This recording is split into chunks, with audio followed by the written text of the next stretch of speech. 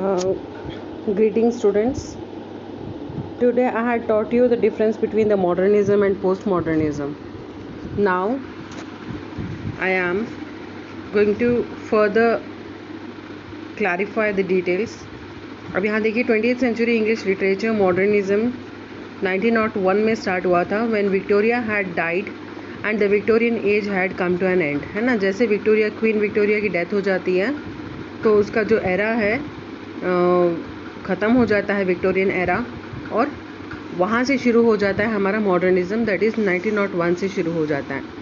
There were few authors who belong to both Victorian age and modernism age, है ना। Modernism यानी modern age, कुछ ऐसे writers थे दोनों एज में थे। जैसे विक्टोरिया जब जिंदा थी तब वो लिखना शुरू किया था, उन्होंने लिख रहे थे, और फिर उनकी डेथ के बाद मॉडर्निज्म जब एज आ जाता है उसके बाद भी वो लिखना जारी रखा था उन्होंने।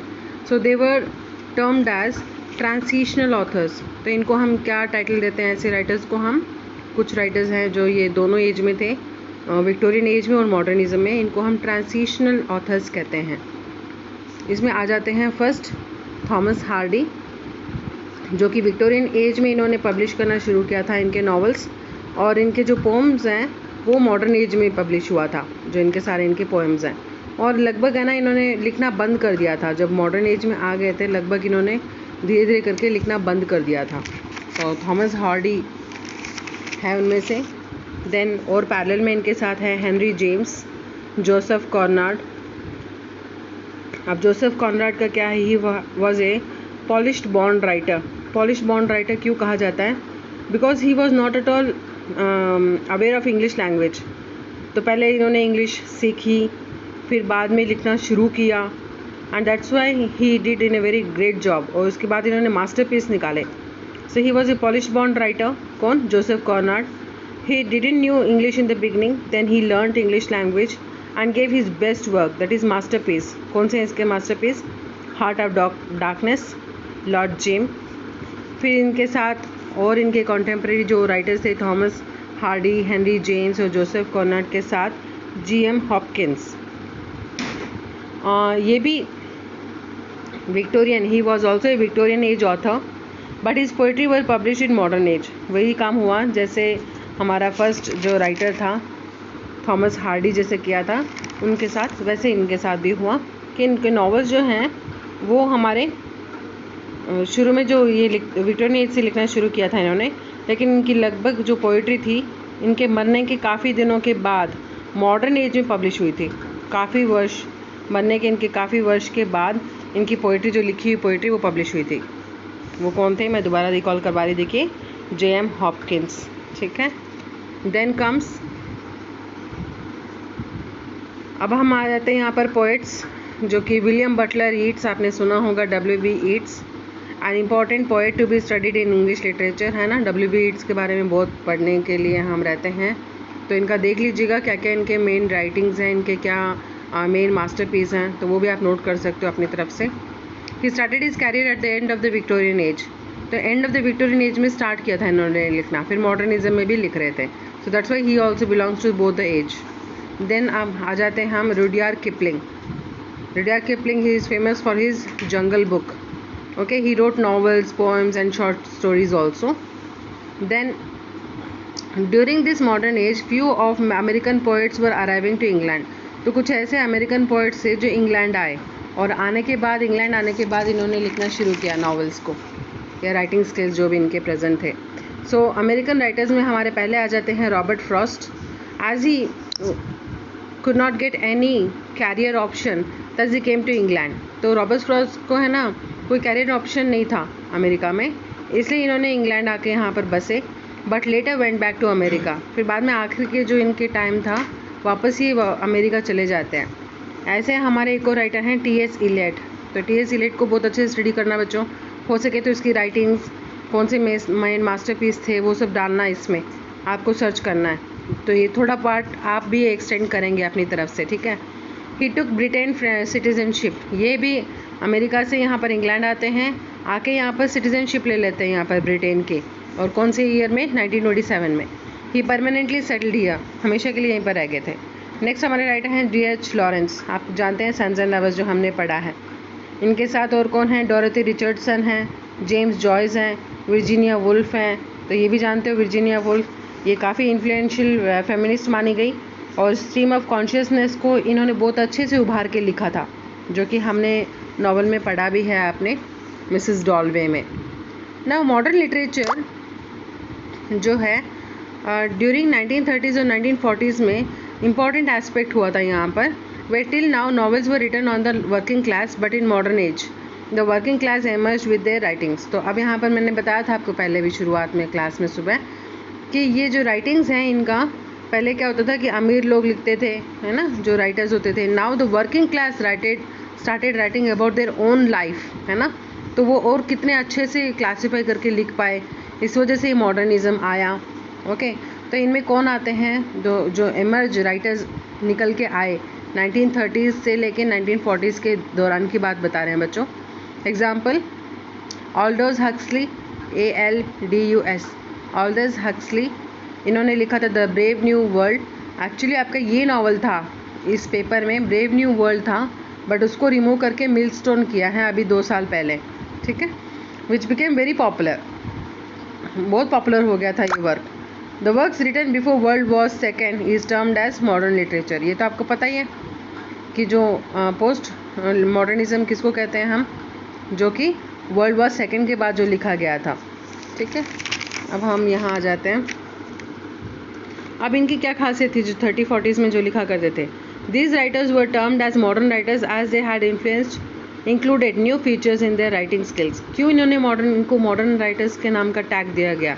इन्होंने नया फीचर, नया कुछ स्किल डाला था इन्होंने लिखने में, specially after first world war, क्योंकि फर्स्ट वर्ल्ड वॉर के बाद जो इफेक्ट था, जो चेंजेस थे, जो सोच थी इनकी, बहुत काफ़ी कुछ चेंजेस आए, तो इसलिए उनके लिखने में भी काफ़ी कुछ फ़र्क आया।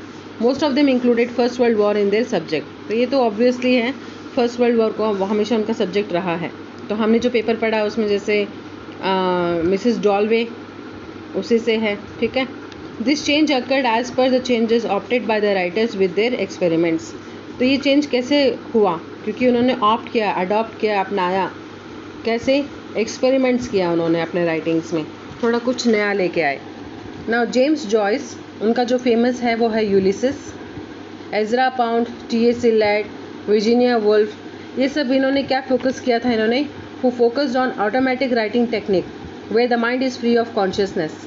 तो इन्होंने कहा कि बिल्कुल नेचुरल वे से हमारा दिमाग सोचना चाहिए और ऐसे लिखना चाहिए, कोई कंपल्शन, कोई बाउंड्री ना हो लिखने का टेक्निक। इसलिए अब जो हम पढ़ते हैं जैसे वर्जीनिया वुल्फ का जो हमने पढ़ा मिसेस डॉलवे, तो एक दिन की कहानी है ये, यूलिसिस भी एक ही दिन का पूरा है किस्सा, तो पास्ट और प्रेजेंट को डिफाइन कर रहा है ना, कभी पास्ट में, कभी प्रेजेंट में, कभी पास्ट में, कभी प्रेजेंट में।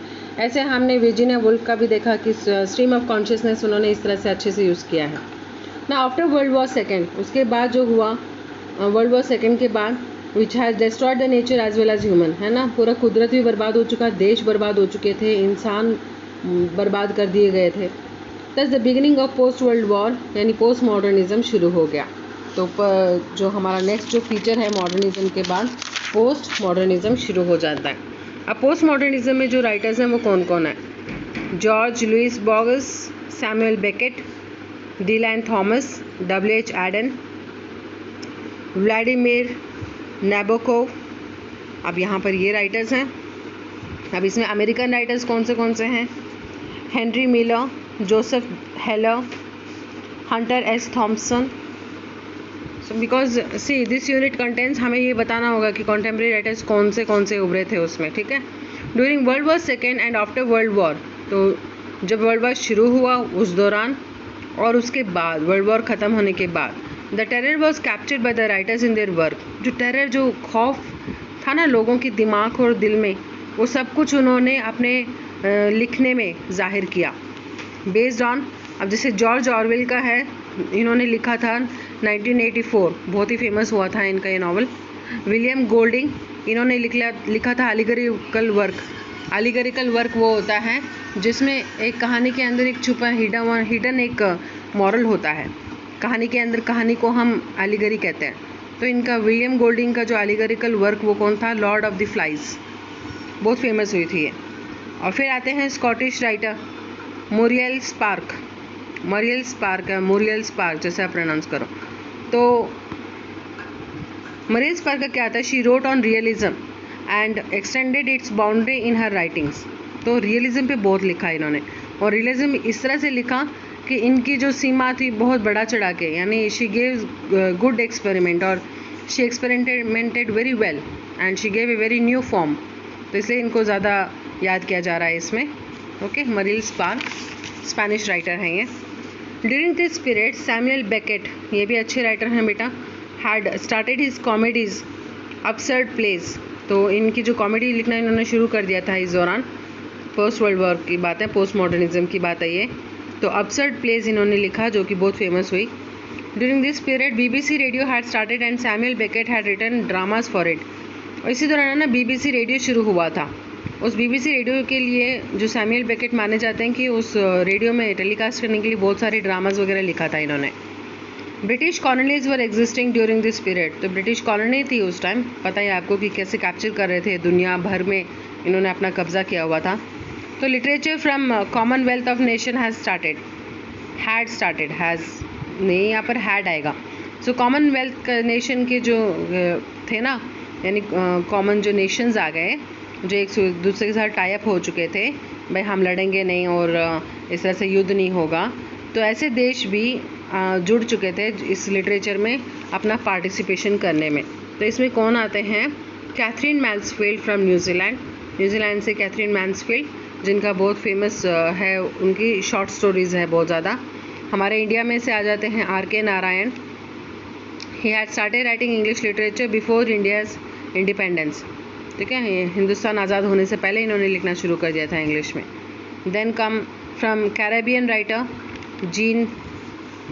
Gene Rhys. कैरेबियन कोई जगह है, okay, I don't know exactly which one is it. South Africa से आते हैं Alan Potter. Then Salman Rushdie तो इंडियन राइटर है, इंडियन ऑथर हैं, जो फर्स्ट वर्ल्ड वॉर पे लिखा था, known for his midnight children. तो सलमान रश्दी किसके नॉवल के लिए फेमस है, मिडनाइट चिल्ड्रन के लिए। देन अमेरिकन राइटर्स में कौन है, प्ले राइट्स थे, नॉवलिस्ट थे, पोएट्स थे, जिन्होंने बहुत फेम एक्वायर किया था इन्होंने। 1940s till 21st century. ठीक है, 1940 में शुरू हुआ था और 21st सेंचुरी तक भी काफ़ी अच्छा लिखा इन्होंने। American literature had change the taste of literature. तो कहना है कि अमेरिकन का जो लिटरेचर है ना, बिल्कुल बदल ही दिया था उनका टेस्ट, यानी उनका बिल्कुल न्यू फॉर्मेट आ गया था, या फिर नया फॉर्म में लिखने लग गए थे, which inspired the people to read and to watch. ठीक है, इसमें इंक्लूड क्या होता था टॉपिक्स, जैसे थीम क्या होते थे, क्राइम नॉवेल्स हो गए, हिस्टोरिकल रोमांस हो गया, हिस्टोरिकल रोमांस, फैंटेसी था, ग्राफिक नॉवेल्स, साइंस फिक्शन। तो ऐसे से बहुत थे। इनमें से जो इस टॉपिक पर लिखने के लिए जो फर्स्ट जो फेमस हुए थे दो शख्स, इनका बहुत नाम है, Agatha Christie and Dorothy L Sayers. Agatha Christie, Dorothy L Sayers. तो इन दोनों का नाम टॉप पे माना जाता है ऐसे फिक्शंस को लिखने के लिए या फिर नए एक्सपेरिमेंट्स में। देन फैंटेसी नॉवेल्स भी निकल के आए। तो Lord of the Rings written by J.R.R. Tolkien. Lord of the Rings movies भी सुना होगा आपने, इंग्लिश मूवीज़ बनी हुई है इस पर, Hollywood. Then C.S. Lewis, Narnia. C.S. Lewis का जो वर्क है वो है नर्निया। Then J.K. रॉलिंग, उन्होंने जो हैरी पॉटर जो लिखा हुआ जिसने, उस लेडी का, आप हैरी पॉटर तो आप पता ही है आपको कितना कुछ है। So it's a scientific fiction, it's very vernacular, कितना डिफरेंस में कितना अच्छे से लिखा हुआ है इस लेडी ने। So this is it, that modernism and post modernism के कौन कौन राइटर्स थे, उनके क्या क्या वर्क थे। तो T.S. इलियट के देख लेना, कुछ 2-4 वर्क आप देखो कौन से उनके फेमस है, वो नोट करो उसमें से। देन 1-2 राइटर्स और मैंने आपको बताए थे कि जिनका आप ढूंढो खुद ही, जैसे रॉबर्ट फ्रॉस्ट का डाल दो, ढूंढो 1-2 एग्जाम्पल्स इनके कौन से थे। थॉमस हार्डी के देखो, हेनरी जेम्स के देखो, एक वर्क। आपका ये पेपर इसी चीज़ से डील करेगा। So few of the writers you have to be in your tips and what are they famous for. तो ये ध्यान रखना है। और मॉडर्निज्म में कौन थे और पोस्ट मॉडर्निज्म में कौन थे, ये थोड़ा डिफरेंस में याद रखना है आपको। ठीक है, so this is the topic which I have completed now. Thank you.